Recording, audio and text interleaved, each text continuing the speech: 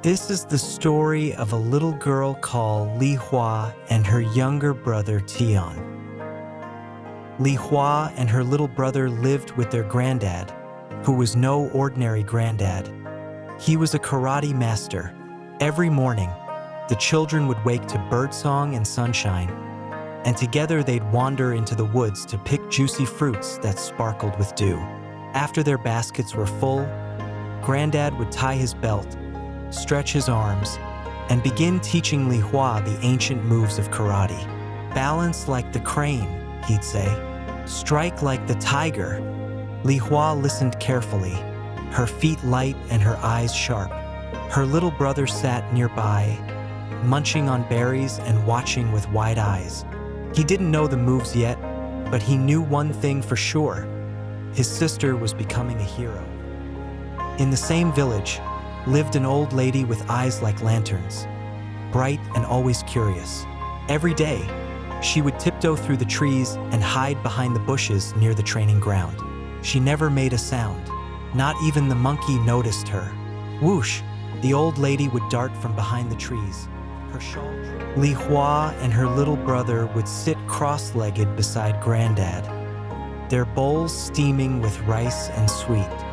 And just as the last bite was swallowed, Granddad was saying, "Long ago, in a forest not far from here, a brave girl once faced a shadow."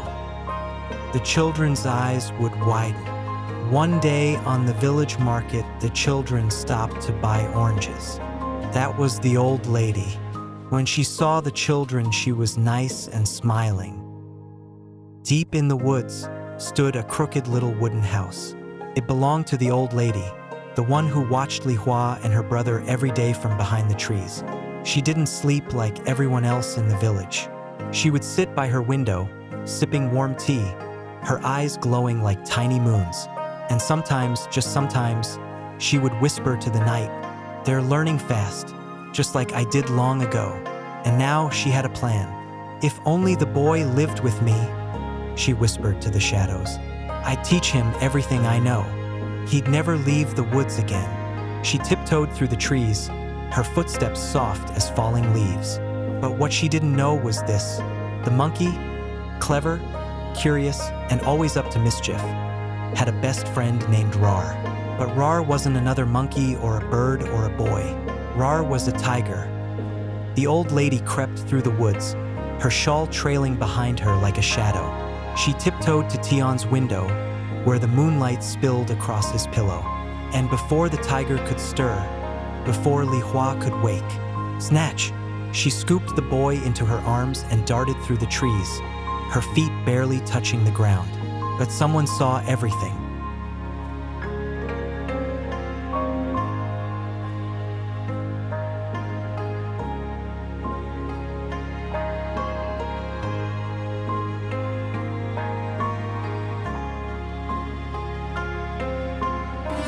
Oh, at last it's mine now. The monkey raced toward Li Hua's house.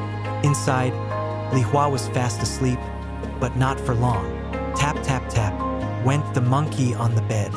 "Li Hua, wake up," he whispered urgently. She took Tian. She snatched him and ran into the woods. Li Hua's eyes flew open. She grabbed her scarf, tied it tight, and leapt to her feet. "Show me the way," she said.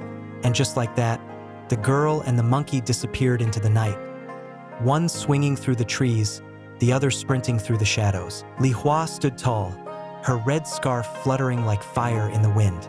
The old lady had taken Tian, but she hadn't counted on Li Hua's courage or her training. "Give him back," Li Hua shouted, her voice sharp as a bamboo blade. The old lady fighted back, but Li Hua had practiced every day with Granddad. She remembered the crane stance, the tiger strike, the whispering wind move. Tian was free. He ran straight into Li Hua's arms, tears on his cheeks, but a smile blooming like sunshine. She held him close. "You're safe now." Behind them, the monkey danced in victory, and Rar the tiger stood tall, his tail flicking with pride. As for the old lady, she was tied to a nearby tree, her wild hair tangled in the ropes, her eyes wide with surprise. She wriggled and grumbled, but the forest didn't listen.